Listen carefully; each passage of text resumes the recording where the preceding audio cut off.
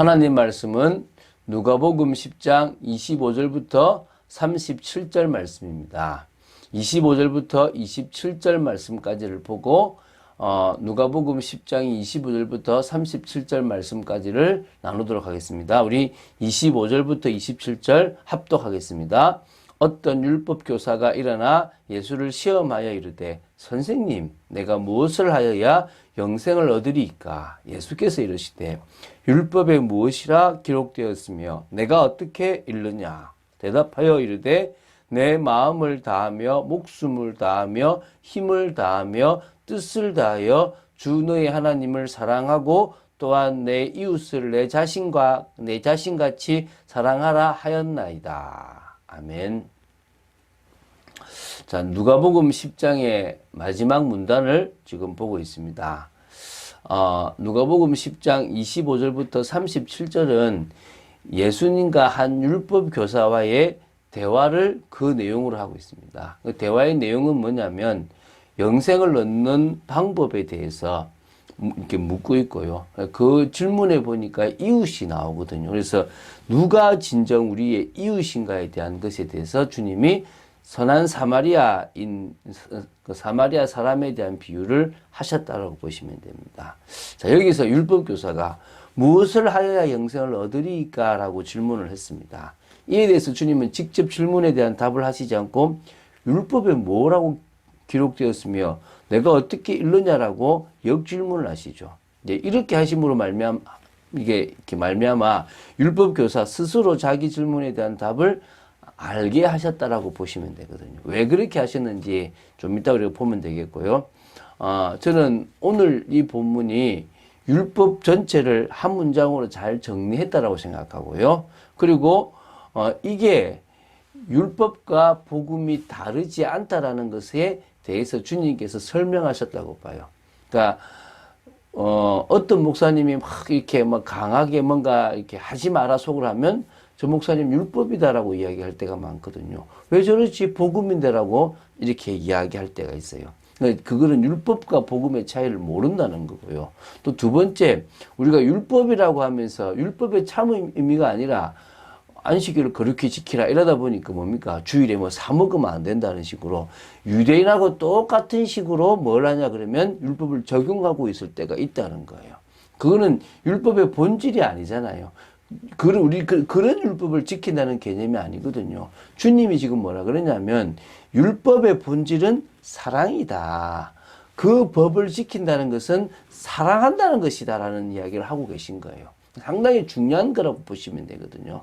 이게 지금 율법교사가 시험한 부분에 대해서 주님이 답을 주신 거예요. 저는 성경 말씀을 여러분들이 볼 때 지금 나한테 필요한 말씀으로 보지 마시고 하나하나 이런 거구나라고 뿌리를 내려가는 여러분 되시기를 정말 바라요. 그래야만 어느 순간에 탁 열려버려요. 이게 하나님이 원하시는 거구나로 답이 난다는 거예요. 여러분에게 그런 축복이 있게 되기를 주 예수 그리스도 이름으로 축원드립니다. 그리고 선한 사마리아 사람에 대한 비유도 중요하잖아요. 오늘 이 말씀을 보면서 우리가 은혜 받게 되기를 바랍니다. 자, 25절부터 28절을 좀 먼저 보겠습니다. 자, 교활한 마음을 품었다 해도 돼요. 좀 악한 마음을 품고 예수님께 나와서 예수님을 시험하려는 어떤 율법 교사가 나옵니다. 이렇게 몰라서가 아니라 당신은 뭐라고 얘기하는지 듣고 싶고 트집 잡을 것이 있는가를 찾으려고 하는 거예요. 참 악하죠. 그죠?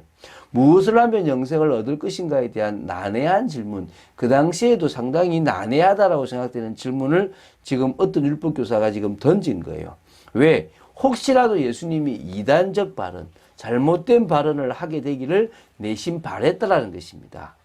그 당시에 전통 유대인들이 매우 중요시하던 율법을 지금 예수님은 경시하는 모습으로 보이는 거예요.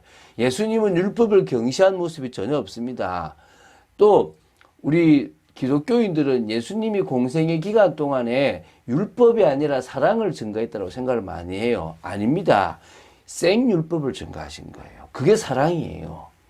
어찌 보면 산상수훈은요, 생율법이에요. 야, 너희들 구제 모르도록 해라.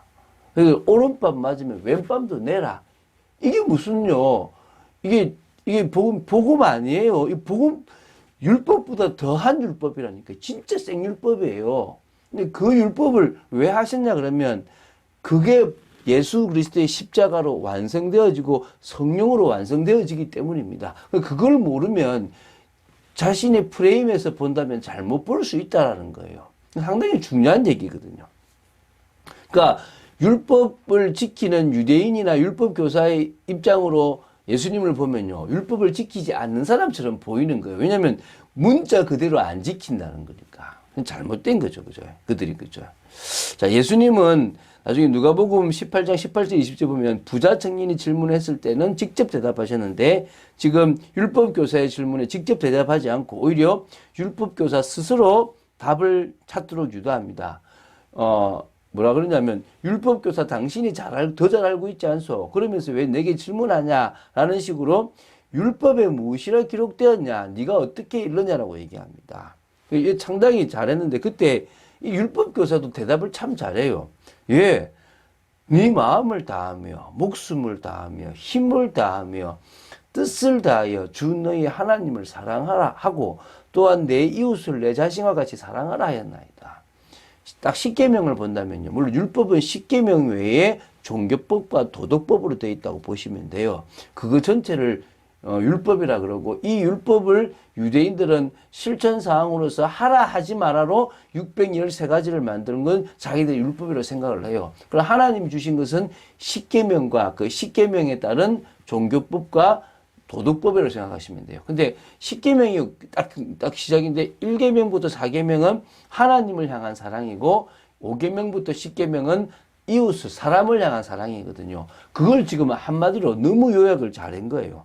예수님도 놀랄 정도였을 수 있습니다. 그래서 너의 대답이 옳으니 이를 행하라라고 예수님이 지금 말씀을 하신 겁니다. 상당히 대답을 지금 잘 하신 거라고 보시면 되겠죠. 자, 이때 이제 29절부터 35절까지를 보거든요. 할 말이 사실 없어요. 트집을 잡으려고 그러는데. 그러니까 없으니까 이제는 자신을 좀 돋보이게 하려고요. 29절에 그 사람이 자기를 옳게 보이려고 예수님께 묻습니다. 그러면 내 이웃, 내게 있어서 이웃이 누굽니까? 좀 수준 낮은 세리나 죄인과 같은 사람은 내 이웃이 아닐 거고, 좀 뭔가 종교인들 이런 사람일 수도 있겠고, 자신은 좀 잘 지킨다는 걸 보이고 싶었겠죠. 그때 예수님이 선한 사마리아 사람에 대한 비유를 합니다. 그 비유는 이렇습니다. 어떠냐면 어떤 사람이 예루살렘에서 여리고로 가다가 강도를 만났는데 강도들이 그 옷을 벗기고 때려서 거의 죽을 것 같은 상황 속에서 버리고 갔다. 이제 막 힘들어한다. 그때 마침 한 제사장이 그 길을 지나가는데 그를 보니까 피했다. 두려워서 피할 수도 있겠지만 죽었다라고 생각하고 피할 수도 있습니다. 근데 죽지는 않았다. 막 힘들어한다. 살아있거든요. 근데 죽은 시체를 맞추면 안 된다라는 율법 규정이 있으니까 피해갔을 거다. 모른 척하고 갔을 것이다. 근데 또 다른 사람, 한 레위인도 똑같이 그렇게 피해갔다. 그런데 어떤 사마리아 사람은 여행하는 중에 그 사람을 보고 불쌍히 여겼다. 여러분, 이게 율법의 완성이거든요. 긍휼히 여기는 주님의 마음처럼. 용서하는 사람에게 용서를 하나님께서 해주신다는 거잖아요. 긍휼히 여김, 불쌍히 여김이 있었다는 거예요. 가까이 가서 기름과 포도주를 그 상처에 붓고 이제 자신이 갖고 있는 걸로 상처를 치료해 주는 거죠. 자기 짐승에 태워서 주막까지, 여관까지 데리고 온 겁니다. 돌보아 주는데요. 이튿날 주막 주인에게 얘기합니다. 난 지금 가야 되는데 이 사람 좀 해주라. 지금 좀 많이 나았다. 이제 데나리온 2를 줘요. 이틀치의 그 장정의 품삯을 주는 겁니다. 작은 돈이 아니에요. 그걸 주면서 뭐라 그러냐면 이 사람을 돌보아 주는데 비용이 더 든다면 내가 돌아올 때 갚으리라. 이 말은 이 주막하고도 뭐가 있습니까? 관계도 있고 신뢰도 있단 말이지 않겠습니까? 그리고 진짜 넉넉하게 그러니까 2데나리온을 준다는 거예요. 이제 이 비유를 하면서 이제 참 다르잖아요. 이게 지금 그 제사장이라 그러고 레위인이라 그러는 사람과 비교 안 되는 저 무시받는 선한 그러니까 사마리아 사람의 선한 모습이 다르잖아요. 예수님이 지금 형식에 매여 있는 율법 교사에게 이거 얘기를 했죠. 네 생각에 이제 36, 37절입니다. 이 세 사람 중에서 누가 강도 만난 자의 이웃이 되겠냐? 외모로 판단하지 말고 직업으로 판단하지 말고 이 사람에게 도움을 준 사람이 누구냐? 예, 자비를 베푼 사람입니다. 차마 자기 입으로 사마리아 사람이라 말은 못하겠죠. 그래서 뭡니까? 너도 가서 너도 이와 같이 해라. 이 사람처럼 사랑을 베풀면 되는 거다. 긍휼히 여기고.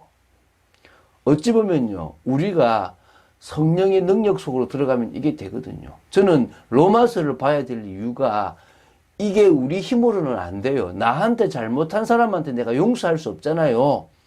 그런데 성령의 능력 속으로 들어가서 하나님의 통치를 입으면 되어진다라는 거예요. 어제도 제가 한 분한테 그 얘기를 아주 귀하게 했거든요. 참 어려운 이야기인데요. 너무너무 중요한 겁니다.